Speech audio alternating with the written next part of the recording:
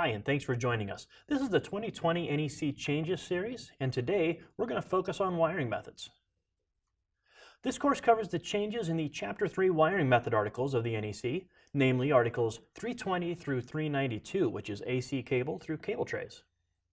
Some of the notable changes include new rules for cables in thermal insulation, a new Article 337 for Type P cable, clarifying the different types of service entrance cables, clarifying the rules for stainless steel raceways and fittings, and addressing cable trays that use flanged openings.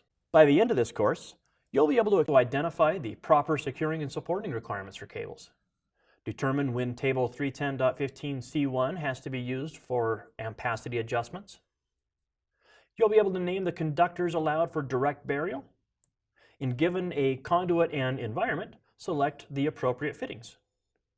You'll also be able to list the permitted uses of liquid-type flexible metal conduit and discuss the changes for cable trays.